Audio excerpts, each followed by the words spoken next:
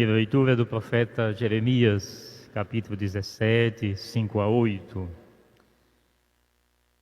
Maldito o homem que confia no homem e faz consistir sua força na carne humana. Está no versículo 5. Bendito o homem que confia no Senhor, cuja esperança é o Senhor. É como a árvore plantada junto às águas. Versículos 7 e 8. Somente em Deus poderemos confiar plenamente. Deus não mente, não engana, não finge. Nas relações humanas, temos necessidade de confiar uns nos outros, mas nunca poderemos garantir que esta confiança seja plena, total. Por isto, nas relações humanas, precisamos confiar, mas sempre tendo de verificar, conferir, buscar outras informações. Isto nos faz lembrar, meus irmãos e minhas irmãs, a questão das redes sociais e dos meios de comunicação em geral. Não poderemos confiar e crer ser totalmente verdadeiros o que nos enviam pelas redes sociais, o que falam e mostram no rádio, no jornal, na revista e na TV. Antes de aceitar como uma verdade, antes de compartilhar uma informação, temos o dever de fazer uma confirmação, buscar outras informações, conversar com outras pessoas. No tempo da pandemia que vivemos e neste ano eleitoral, isto é de fundamental importância. Ensina-nos o Papa Francisco em seu livro Vamos Sonhar Juntos. O diabo não tenta somente com mentiras. Muitas vezes, uma meia-verdade ou uma verdade desprovida de fundamentação espiritual chega a atuar melhor porque dificulta ainda mais a comunicação das pessoas. A única palavra que é plenamente verdade, que não nos enganará, é a palavra de Deus.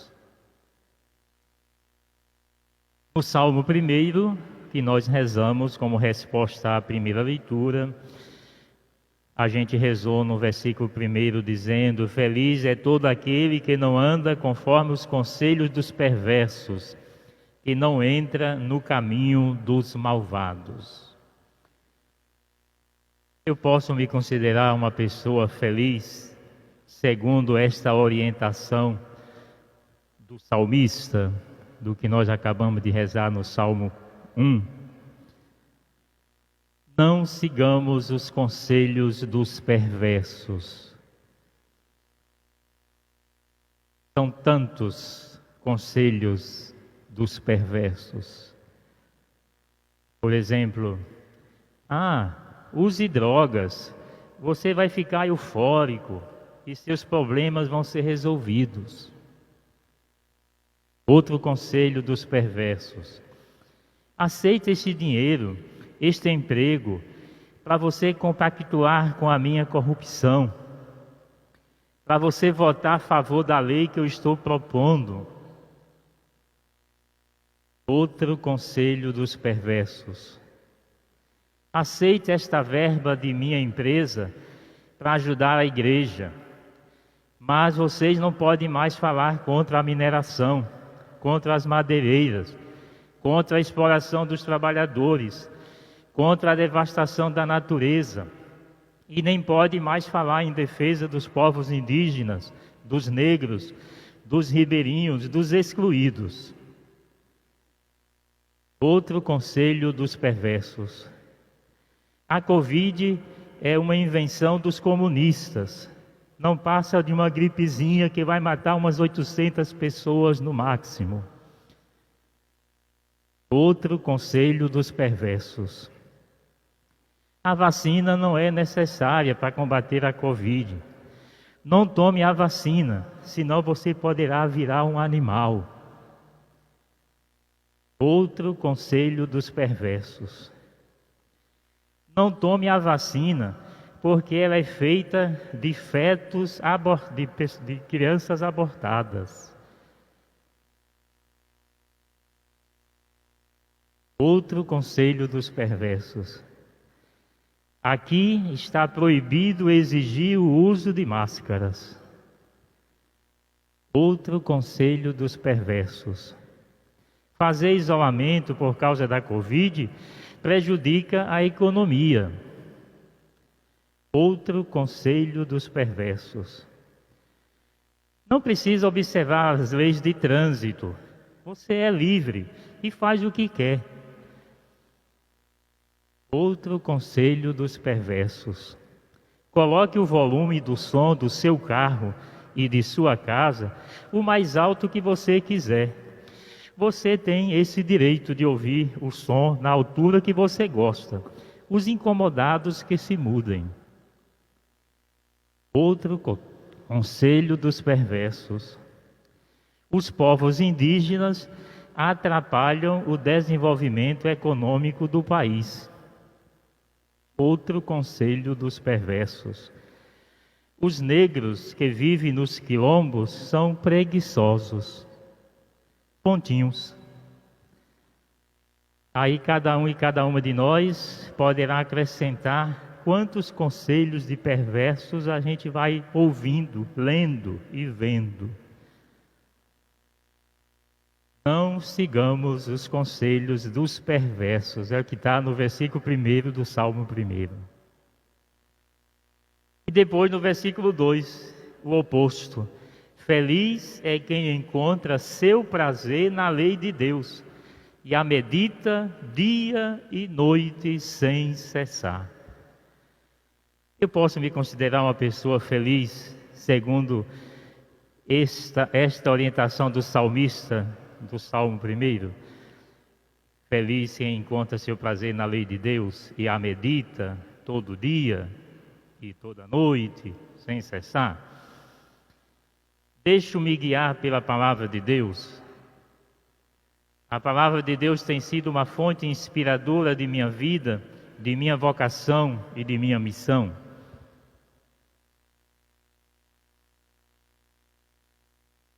A segunda leitura da primeira carta de Paulo aos Coríntios, capítulo 15, versículos 12, 16 a 20. Paulo nos lembra uma verdade de nossa fé. Cristo ressuscitou e nós vamos ressuscitar.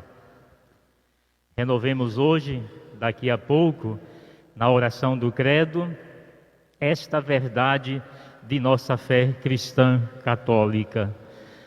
Cristo ressuscitou, nós ressuscitaremos. É a base da nossa fé cristã. Só existe o cristianismo porque Jesus ressuscitou. Se Jesus tivesse ficado lá no sepulcro, tudo tinha acabado ali. Mas não, nós sabemos dos relatos dos evangelhos, né?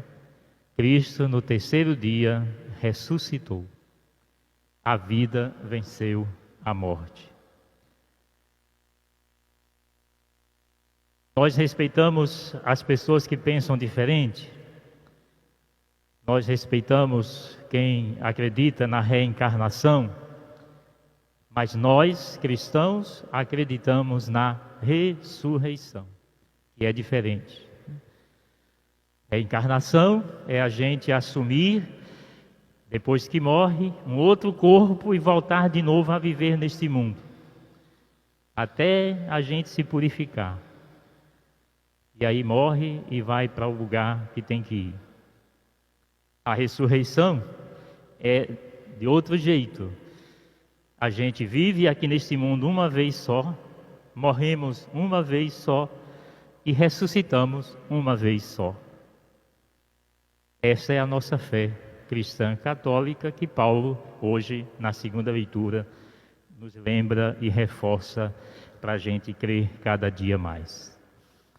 O Evangelho de Lucas, capítulo 6, versículos 17 e de 20 a 26. É o Sermão da Montanha na versão de Lucas. Como sabemos, Mateus, no capítulo 5 do seu Evangelho, também registrou este ensinamento de Jesus. Mateus preferiu escrever apenas as bem-aventuranças. Os felizes sois vós. Lucas escreve também as chamadas maldições de Jesus, os ai de vós. Mateus e Lucas escrevem indicando quem pode ser chamado de bem-aventurado, de feliz. Os pobres, os famintos, os que choram, os que são odiados, insultados e expulsos por causa de Cristo. Jesus indica assim uma clara e indiscutível e necessária opção pelos pobres, pelos sofredores, pelos excluídos. Jesus inverte uma lógica que existia entre os judeus. Rico é abençoado por Deus, pobre é castigado por Deus. Quem era rico era uma pessoa que era abençoada. Quem era pobre era uma pessoa castigada. E Jesus inverte essa lógica, né? E coloca bem-aventurados, felizes os pobres, os que estão com fome, os que choram. E nós, que seguimos a Jesus, buscamos seguir o exemplo dele, fazemos também uma opção pelos pobres, pelos sofredores, pelos excluídos, ou pelo contrário, ousamos dizer que Jesus ensinou errado?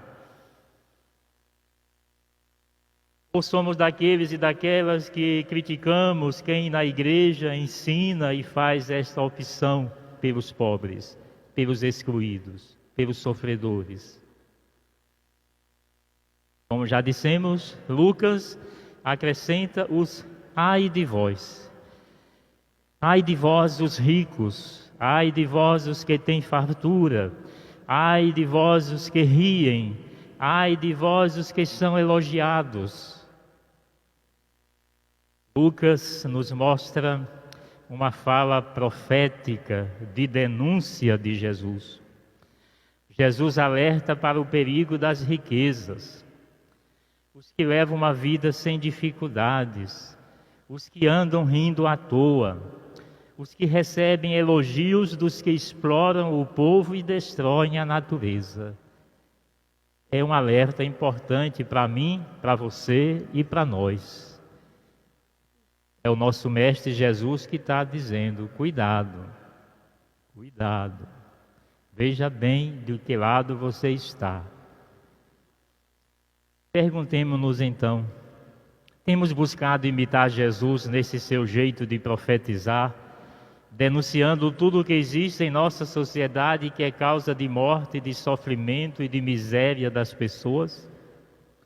Temos tido a coragem de dizer ai de vós? Ou apenas silenciamos, nos omitimos, com medo ou por interesse? Que Deus nos ajude a viver do jeito de Jesus, assumindo seus ensinamentos, trabalhando pelo seu reino, colocando-nos a serviço da vida humana, da vida da natureza, da vida de quem corre risco de morte. No decorrer dessa semana, no dia 8, nós celebramos a memória de Santa Josefina Bakhita, uma africana que foi vendida aos 9 anos de idade como escrava, até que encontrou um comprador cristão católico que não mais a considerou uma escrava, mas uma empregada, e a tratou como uma pessoa humana, respeitando. Depois ela se torna religiosa, canociana, de uma congregação das Irmãs Canossianas, e vive mais de 40 anos como religiosa. Por causa do dia de Santa Josefina Baquita, que é considerada a padroeira dos escravizados, né, dos traficados, se constituiu esse dia como sendo o Dia Mundial de Oração pelo fim do tráfico de pessoas. Este ano se escolheu o tema A Força do Cuidado, Mulheres, Economia e Tráfico de Pessoas. O tráfico de pessoas acontece quando alguém sofre coação para exercer trabalho escravo e com risco de morte. Também por coação são forçadas a venderem seu corpo, acontecendo assim a exploração sexual. Em 2021, o Brasil foi considerado o país com o maior número de mulheres traficadas para a exploração sexual na América do Sul. Em dados divulgados também no final do ano passado, se constatou que 83% das mulheres traficadas foi para a exploração sexual. E 82% dos homens traficados foram para trabalhos forçados, o trabalho escravo. Na igreja, na CNBB, nós temos uma comissão especial de enfrentamento do tráfico de pessoas. Existe um organismo da igreja chamado Rede Um Grito pela Vida, que trabalha no combate ao tráfico de pessoas e na tentativa de recuperar pessoas que foram traficadas. Apoiemos, meus irmãos e minhas irmãs, o trabalho da CNBB, desta comissão, e o trabalho da Rede Um Grito pela Vida. Itacoatiara não está fora dessa realidade. O fato da gente ter o rio Amazonas passando por aqui, e o porto, se torna muito forte esse problema do tráfico de pessoas. Ontem, no dia 12, nós comemoramos 2 anos da publicação da exortação pós-sinodal, depois do Sínodo para a Amazônia, do Papa Francisco, que ele chamou de Querida Amazônia. Perguntemo-nos: eu já li esta carta do Papa, dirigida para nós que estamos aqui na Amazônia?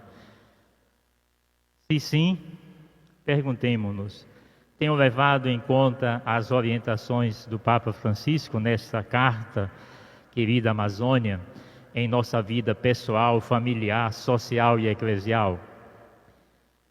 Se eu não li ainda, meu irmão, minha irmã, eu convido, leia o mais rápido possível. Como um bom católico que eu sei que nós somos, como uma boa católica que eu sei que vocês são,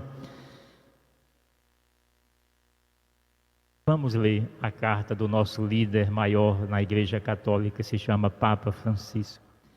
Carta que ele chama aqui, onde nós vivemos, de Querida Amazônia. O Papa chama de Querida Amazônia, e nós? Se você não leu ainda e quer ler e não tem condições de comprar o livro, ou não tem internet para acessar pela internet, pode ir falar comigo lá na Cúria, que a gente providencia uma cópia e você leva para ler. Falo com o pároco da paróquia que você participa, para quem está nos acompanhando aí pela Pascom do Rosário, ele vai providenciar uma cópia para você ler. Fale com a secretaria da paróquia, diga que quer ler o documento e não tem condições de comprar e nem tem internet. Eu tenho certeza que a secretária, o secretário vai lhe ajudar a ter em mãos essa carta do Papa. E nós estamos retomando a realização da escuta em preparação para o sínodo da sinodalidade. O Papa Francisco convocou este novo sínodo para 2023 Ele quer nos ouvir. Em breve estará sendo divulgado um cronograma de escuta em todas as 13 paróquias da nossa prelazia. Quando você ouvir falar que na paróquia que você participa, na comunidade que você participa, na pastoral, no organismo, no grupo e no movimento que você participa, haverá uma escuta sobre o sínodo da sinodalidade, eu peço a vocês, participem, deem a opinião de vocês.